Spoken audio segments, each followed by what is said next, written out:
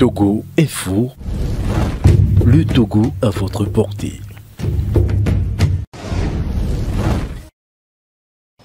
Ce que nous constatons, c'est que il y a eu une première forme d'expropriation pour la CEB.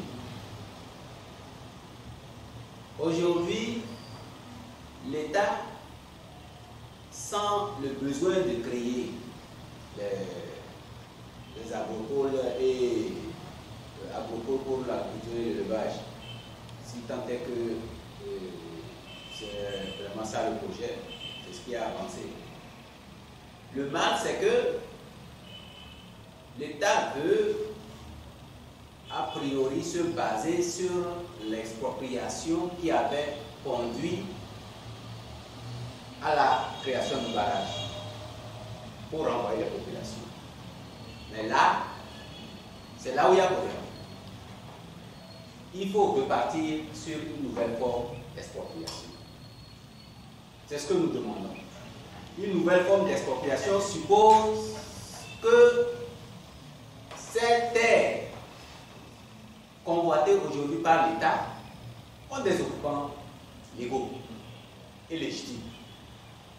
Sur ce, les conventions auxquelles notre pays est parti, notamment le pacte international relatif aux droits économiques et socio-culturels, demandent à ce que les propriétaires soient associés aux discussions relatives à toute forme d'expropriation. Ça fait longtemps que nous demandons au gouvernement, à l'État togolais, de ratifier le protocole additionnel à cette charte. Mais il ne veut pas. Pourquoi il ne veut pas? Parce que dans le protocole additionnel, l'État a l'obligation.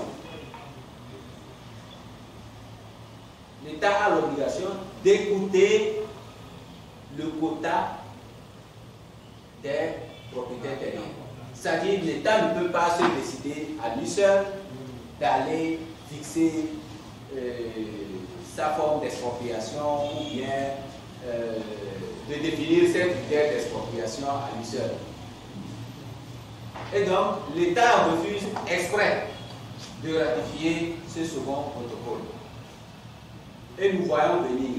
C'est ça qui a posé le problème en 2015, je crois, à Mango, par rapport à la faune.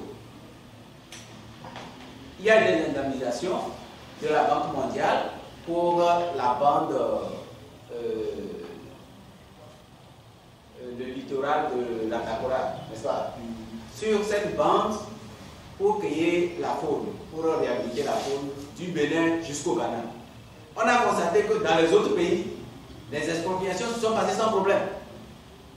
Ça voudrait dire que les populations ont été satisfaites des indemnisations. Mais au Togo, ça a posé problème. Il y a eu des morts, il y a eu des arrestations des réfugiés jusqu'au Ghana, à Tiripoli, où on avait plusieurs centaines de Togolais. C'est ça le problème, en fait. Si vous voyez.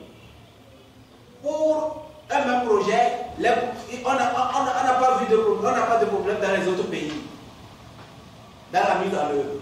Mais quand ça vient au Togo, là, c'est là où il y a un problème. Parce que la gouvernance se fait de façon arbitraire et rien n'est respecté, il n'y a aucune loi. C'est la même chose qui se passe aujourd'hui à Atapamé. Et donc, quand vous êtes le quatrième pouvoir, vous avez cette force d'interpeller l'État.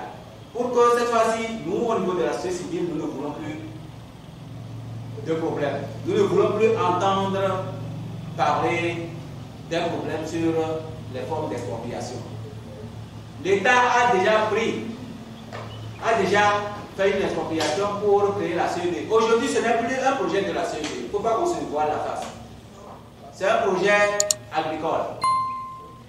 Il faut partir sur de nouvelles bases d'expropriation. Il faut négocier avec les populations propriétaires. Parce que ces populations sont légitimement propriétaires. C'est de cela qu'il s'agit.